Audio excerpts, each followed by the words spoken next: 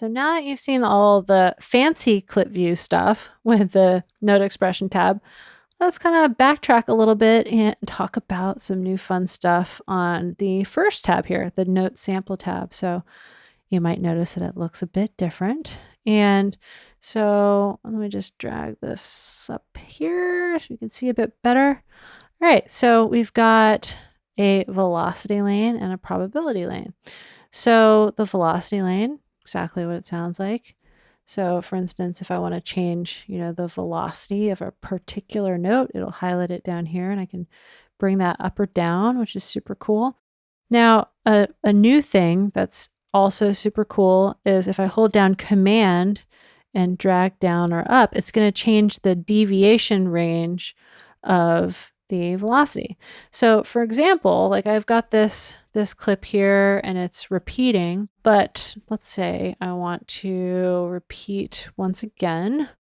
And so I go here, I'm going to just go ahead and repeat it again. Now on the second clip, maybe I want it to be, different than the first clip. So in order to do that, I can, change some of the velocity deviation ranges. So that means it's going to choose any velocity value within this area, which is super cool. And if you look at the bottom, you can see the velocity range, which is changing as I drag up or down. And, can just kind of go in and change various velocities here. And then the note probability, right? So maybe the second time around, we want maybe less notes to be played. So I can bring the probability of this note being played down. I can bring the probability of this one being played down and maybe this one all the way down. And, just kind of go in and change things a bit. Bring these all the way down. Let's see what happens here.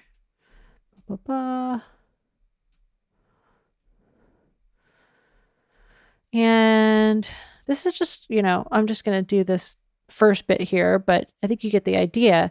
Basically, you can go through and have different probabilities so that if you have one loop, like a set of chords like this one, and you keep going with it and have different probabilities, it's going to play different notes. So let me show you what's going on here. I'm just going to record from this track here so we can see. And let us start recording from here.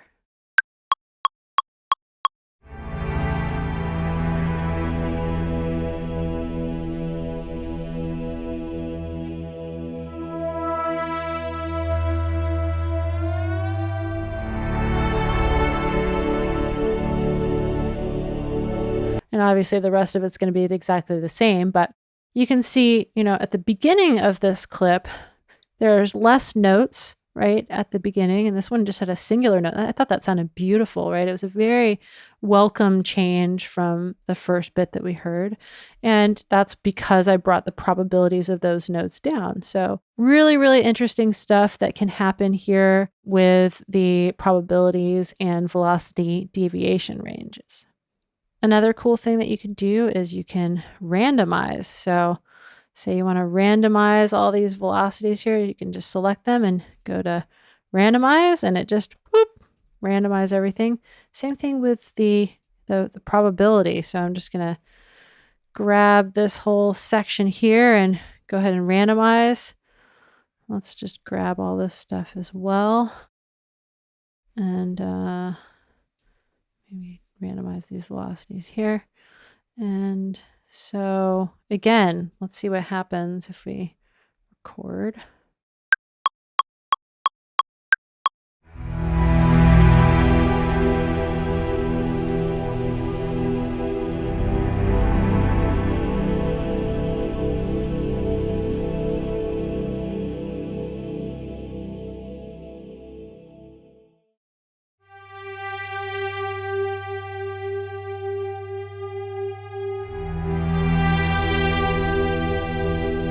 Wow, that was so beautiful. It's just interesting what you can get, when you do a little bit of randomization. If you don't want it to go that much, you can, bring the range down. So if you don't want it to be too random, right? I had it up all the way, which is pretty random. So you can randomize the velocity and probability ranges in this way. And for the deviation range here, you can see that it's popping up over here, the velocity range. So as I move this up or down, it shows you what the value is there. And then if you look here to the top left of the notes, you can see that there is something happening with it. If you randomize the probability, then this dark corner appears up here on a note.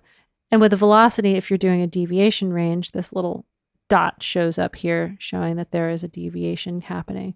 So if you're not clicked on it, you can see which ones, just by hovering over, have the deviation range.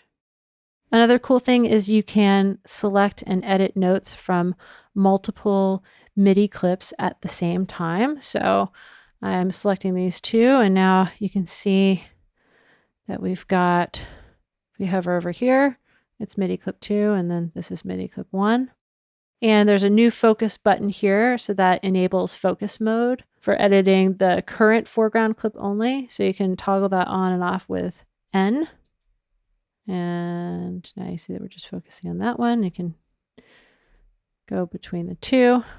And then not in focus mode now. This is great because you can see, there's the representation between the two clips. And so you can edit with the other clips in mind, so you can see exactly, how long certain clips are or whatnot. So you can really take a look at the relationship between the clips better in Live 11.